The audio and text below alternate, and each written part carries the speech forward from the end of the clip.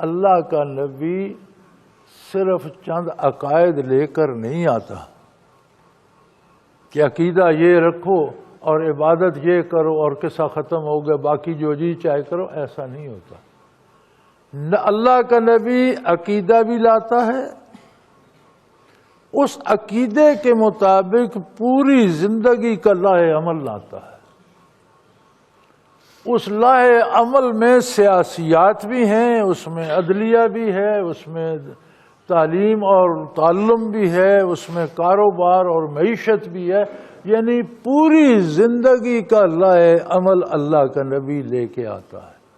اور اللہ کا آخری نبی صلی اللہ علیہ وآلہ وسلم آقا نامدار جب مبعوث ہوئے تو آپ کی بعثت سے لے کر قیامت تک عقیدہ اور پوری زندگی کا عمل یہ اسلام ہے۔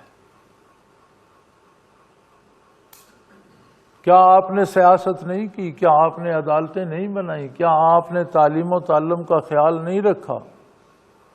کیا آپ نے معاملات اور لین دین اور معیشت نہیں سکھائی؟ کاروباری قافلے، کیا کاروبار نہیں ہوتا تھا؟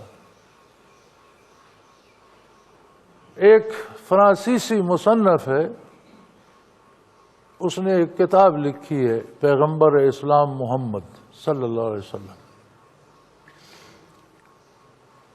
کی درود تو میں پیش کر رہا ہوں، اس میں صرف نام نامی اس میں گرامی لکھا ہے۔ اس نے پوری حضور کی ولادت با سعادت سے لے کر وصال تک پوری سوانح حیات مرتب کی ہے اپنی نظر میں۔ اب وہ مسلمان تو نہیں ہے، فرینچ ہے، اس کا اپنا کوئی عقیدہ ہے، لیکن حقائق ہوتے ہیں، اس کی زبان سے بھی بولتے ہیں۔ وہ لکھتا ہے، حیرت ہوتی ہے حضور اکرم صلی اللہ علیہ وسلم کے انقلاب پر کہ آپ ہجرت فرما کر مدینہ منورہ آئے، سن ہجری کی ابتدا ہوئی اور اسلامی ریاست کی بنیادی اینٹ رکھی۔ 9 برس تک حضور اکرم صلی اللہ علیہ وسلم نے اسلامی ریاست کو چلایا، اسلام کے قانون کی تنفیذ کی، اسلام کو عملاً نافذ کیا۔ کہتے ہیں حیرت اس بات پہ مجھے ہوتی ہے کہ 10 ہجری میں جب حضور کا وصال ہوا صلی اللہ علیہ وسلم تو جزیرہ نما عرب سارا اسلامی ریاست میں شامل ہو چکا، اور اس نے کتاب ویسے ہی نہیں لکھی۔ جہاں جہاں حضور نے جہاد فرمائے، جہاں جہاں حضور نے سفر ہجرت فرمایا، پھر جو قبائل مسلمان ہوئے، جن قبائل میں حضور تشریف لے گئے، پھر جن قبائل کے ساتھ مسلمانوں کے جہاد ہوئے، وہ سارا اس نے چپا چپا پھر کے اس نے لکھا ہے۔ تو وہ کہتا ہے میں حیران اس بات پہ ہوں کہ نبی صلی اللہ علیہ وسلم کا جب وصال ہوا تو 9 سالوں میں جزیرہ نما عرب سارا اسلام کے زیر نگیں تھا، تو 9 سالوں پہ تقسیم کیا جائے تو ہر روز 824 مربع کلومیٹر فتوحات بنتی ہیں کہ روزانہ 824 کلومیٹر علاقہ ریاست اسلامی میں شامل ہو، تب 9 سالوں میں جزیرہ نما عرب پر ریاست بنتی ہے۔ تو قربان جائیے اس جرنیل کے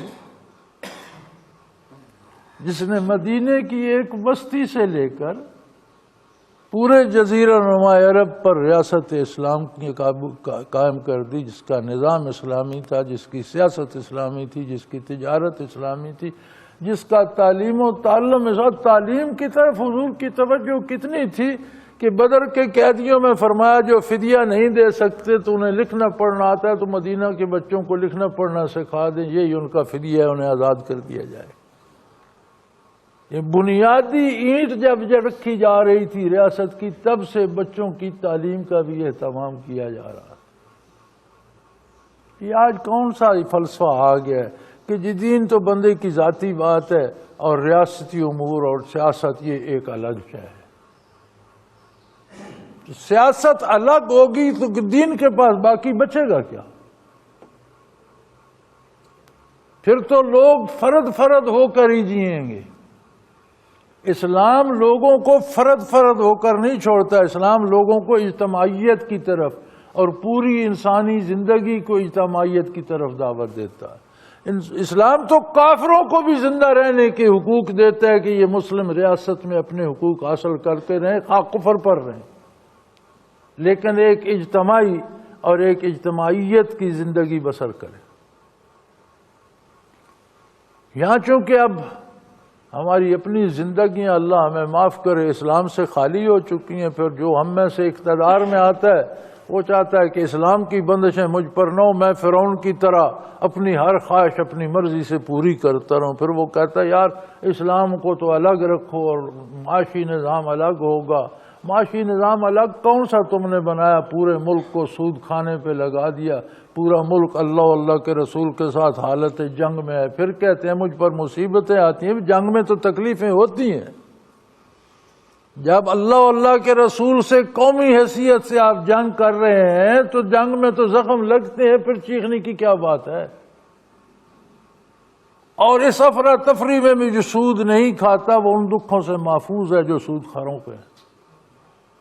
اللہ اتنا کریم ہے کہ 18 20 22 کروڑ کی آبادی میں جو چند نفوس جن کو اللہ نے توفیق بخشی ہے سود نہیں کھاتے، ان کو وہ تکلیفیں نہیں ہیں جو سود خوروں کو ہے، وہ پھر آرام سے رہ رہے ہیں۔